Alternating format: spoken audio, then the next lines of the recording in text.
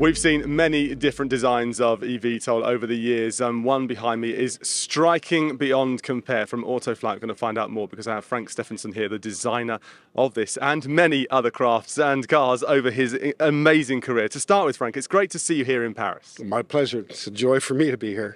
Now, we're so used to you with automotive. We'll come to that in a little bit, but tell me a bit about the project behind the eVTOL, the Prosperity One. Well, I mean, for a designer, it's always exciting to work at a certain level when you start doing sports cars, emotional products, and things like that. But the real challenge here is a whole new age of mobility. It's a new way to get around. And of course, when you work at the high end of, say, hypercars and that, it's nice, but you're very limited in the kind of customer who gets to drive something like that. Whereas the objective here is to get the whole world into a whole new age of transportation. It's fascinating about your career because over the time in your design, you know it better than most, of course, that you've designed some of the cars that are for the masses, and then you've moved on to cars that maybe aren't for the masses. Yeah. And here you're looking at something that currently isn't for the masses, but eventually it will be. And so it's amazing, I think, for us to see somebody like you at the pioneering stage. Well, it's a generational change. I think what you have to do is try to get the customer to accept this new type of travel. We've always had those kind of challenges where something new takes a bit of adoption time to get used to it. But I think the older generation is, the more we bring this out and the more we use it, the more we get it out there. Slowly the younger generations will accept it as the norm, and it's basically a huge advantage to getting from what we say point A to point B.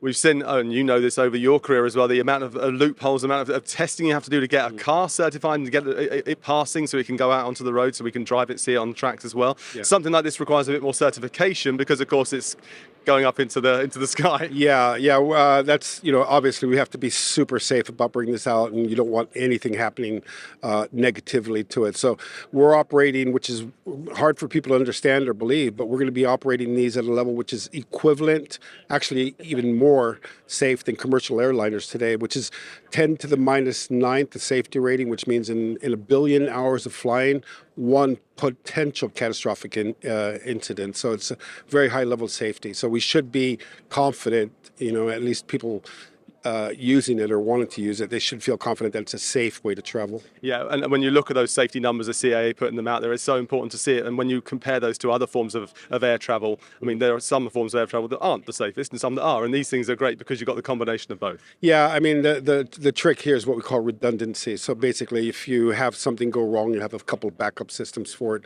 But I think more than that, you have to have the almost a welcoming feeling when you walk up to these. It's a little bit intimidating, of course, when you first see it.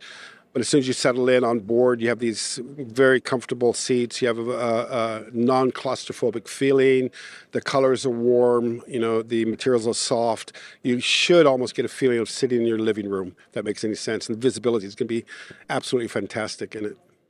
A very nice living room at that, I have to say. So let's talk about certification then. I mean, where are we on the steps for this? Yeah, well, there's nothing, let's say, 100% written down right now as to what we have to meet in terms of certification. The rule book's being rewritten at the moment. We're not really a helicopter. We're not an aircraft per se like that. And so they're coming up with a whole new set of regulations. And the good thing is the FAA and the EASA, which is the European and the US versions, they're working really tightly with us to make it work. Nobody's really against us bringing this out. They realize that it's a real movement in the future that can be really beneficial to a lot of people, huge segment of society. And so they want it to work. And it's only bringing advantages, I think. We're electric, we're very quiet. We're bringing people closer to their destinations. We're allowing people to live further away from cities if they choose.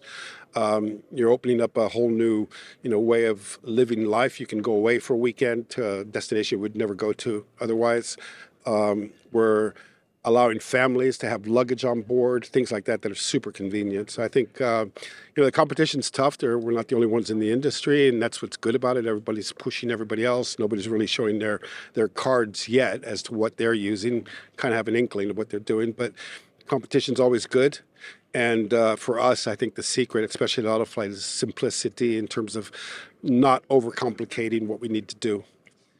I just want to quickly touch on, before we wrap this up, on the similarities or the differences that there are between designing something like this and what you used to do, pen and paper and things when you were designing cars back in the day.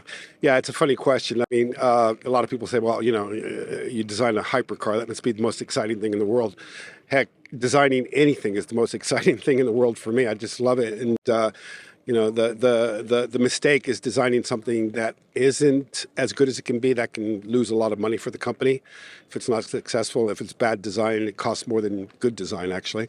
But I think the joy of designing, the challenge of designing, is just, it's another scale with an eVTOL. You're reaching a level now where nobody has to buy your airplane. Basically, it's not really what we call an emotional purchase or anything like that. But the similarities in terms of raising the excitement and the efficiency of a design is a whole level higher than what I've been doing in the past. And so I'm super excited about moving upwards now. So it's the best job in the world for me at the moment.